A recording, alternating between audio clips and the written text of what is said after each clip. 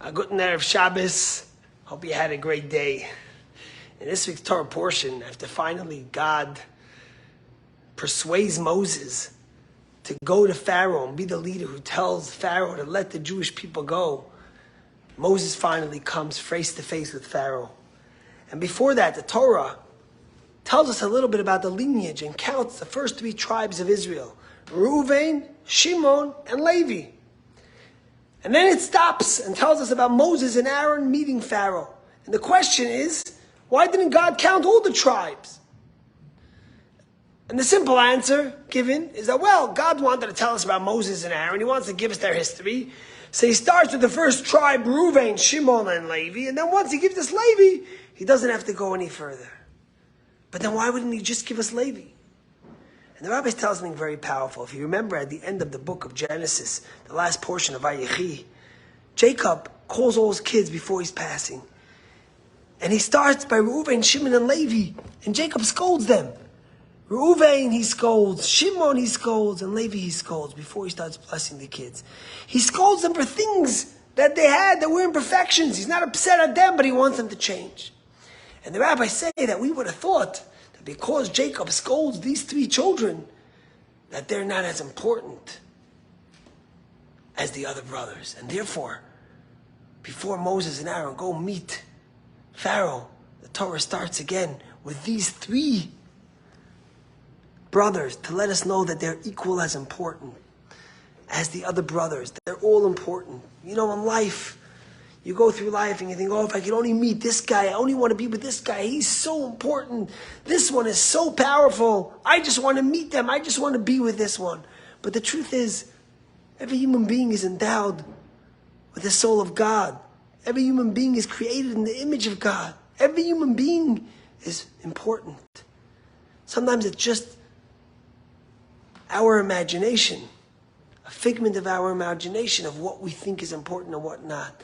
As the famous Rabbi Yossi, when he had a near-death experience, and the Talmud tells us that when he came back to this world, his friend said to him, his father said to him, tell me, what did you see? And he said, I saw a topsy-turvy world. Olam hafuch ra'isi. The world was upside down. Those who you might think were important here were not necessarily important there. And those who you thought were nobody here were quite important there. You see, the word chashub, which means important, also has the same root word as chashav or lachshov, to think. Sometimes the importance of a human being is all about how we think about it. But in the eyes of God, each human being is valuable. Each human being is important. And each human being has a role to fill in this world, to make this world a better place and to bring to fruition what God wanted for this world. They say this story about this guy who was a Maggid. He was a guy who would walk around and give talks. He would go from city to city. And one time everyone in the city heard he was coming, and he had this wagon driver who drove him around all over. And one time the rabbi, he went, this great orator, speaker, who was so important. People would come from all over to hear him. Every city he went through, hundreds and thousands of people would gather. One time they announced he's coming to the city.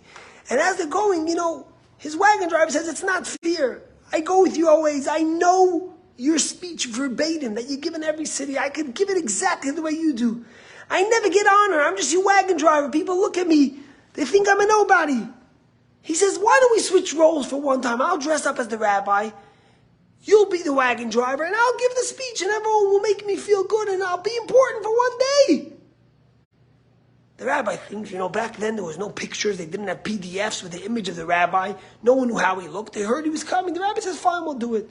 And so they come to the next city, and the wagon driver dresses up as the rabbi as the wagon driver, and the wagon driver gets up and he gives this speech verbatim as the rabbi would say. It's so powerful, so eloquent, and everyone claps, and he's feeling so good. And then one guy gets up and says, but I have a question. You gave a talk on the tractate over here in the Talmud, but there's a contradiction to something else. It was a great talk, but it doesn't make sense. It's a contradiction. And he questions him and so and so. The guy looks at him puzzled, and here the wagon driver, who's supposed to be the rabbi, has to respond to him. And without skipping a beat, he says, that's such a simple question. Even my wagon driver could answer that for you.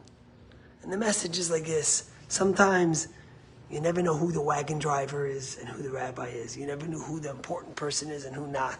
It's an upside down world.